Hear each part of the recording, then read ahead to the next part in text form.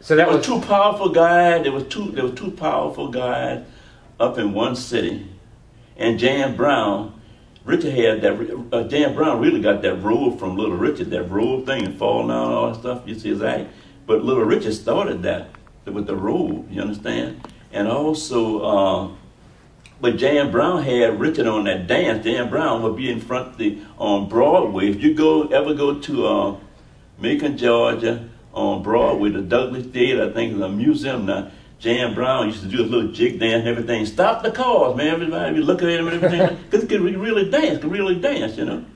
He was really so. And I think he was kind of glad when Richard came out of show business a little bit after we toured the whole country of Australia. Richard came out of show business, and so that gives Jan Brown a little leeway for the go. But Jan Brown wasn't drawing no white audience. He was drawing up a black audience, but Little Richard had black and white audience.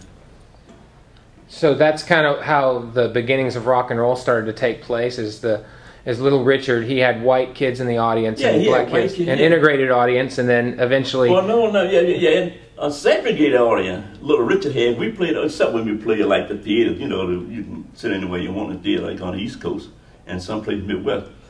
But we played a lot of places down south, like Amarillo, Texas, especially Amarillo, Texas. They locked Richard up for shaking on a bandstand, and I think you have to pay $500 fine. And they say, if you see that redneck son of a gun, Elvis Presley, tell me on lock his behind up too, because ain't nobody supposed to come out there and shake. Now, down south, they had audience. They had the white night for the white folks and everything. They was downstairs. And then they had the next night, and that sounds so primitive, for colored people. These colored, you know, the colored folks, you know. And so, but when the colored folks had their night, the dance and everything, the white audience, the white kids, some of the same kids that came for the white concert, they was upstairs. And when they started hearing that rock and roll music, they would jump downstairs, start dancing with the black kids. Now you see, all respect to Martin Luther King, and I love all respect to Martin Luther King Jr., but rock and roll really started that. Oh, yeah. Rock and roll. And the thing about that, and I used to hear some white parents say, oh, yeah, you play over radio. Yeah, you play over radio. Y'all sure is crazy. I said, yeah, we would be making money. But, they said, well, one thing, if the kids do rock and roll, at least they're not doing the two-step close together. Because rock and roll, you dance separate. And that's why people used to dance, wear nice individual clothes when they're dancing. But when you do two steps and stuff like that, you like the blues, like my baby left me, all that kind of stuff, you know. Well, you're close to the girl, and a lot of girls after that, and we would play that town about 10 months later, say, you know that girl that would dance with that guy, she's pregnant now, she had a baby. And that would make these young kids more, you know what I'm talking about. But when you're playing rock and roll, you had a chance to show off your shoes and stuff and all that kind of thing. Sure. And it wasn't affectionate, as you want to call it, as a rhythm and blues, you know. A white lady came to me one day, Mister, I know y'all making money. I'm not talking about y'all because you were a Little Richard band and y'all sure good. I got to respect y'all for that. But you say, and she kind of whispered, she said, the colored people ain't got much money, but why are they more happy than the white kids? She said, the colored people ain't got money, but why? They said, look, they out there dancing, and you know they're, especially in country town, them little small town, but I think it's in Chattanooga. She said that, and they work hard to save their money to come to the dance, and they see it doing it, but they don't have, I mean, they're poor, but why are they happy? I said, you have to go ask them. You know? But that's why rap, right? You know, more people, but white kids buy more rap records than black kids. Yeah, not much. And they got the money to buy it, you know, because they want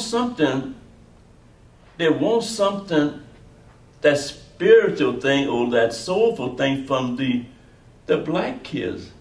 You know, just like you take a little black baby, 1 month old, you don't have to teach no dance. So that sucker gonna be like a metronome. He's right there and he's dancing right on time, right?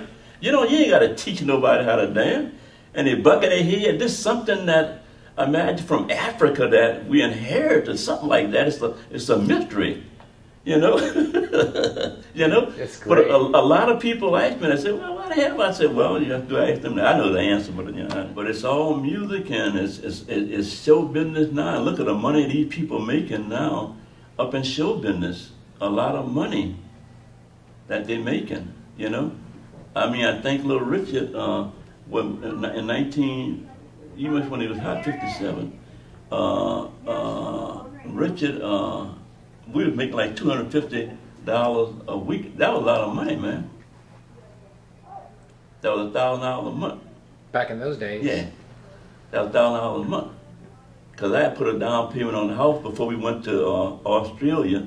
We played the whole country of Australia. I put a down payment on the house, and the house only cost $3,500. The note was $30 a month, $35 a month, something like that.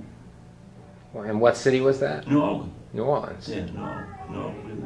$30 a month to pay a house note. Well, out here in California, you stay at the Watkins Hotel, Weston and Adam. If you had a nice room with a kitchenette for $21 a month. Wow. You can't get a room for $21 a day now. Not even for a couple hours. That was at that time. Just like right now, people say, "Oh, you know Eminem," or you know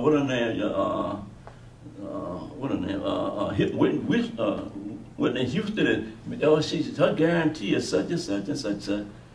Her guarantee, just say a guarantee is what $1 million a night, $1 million a night.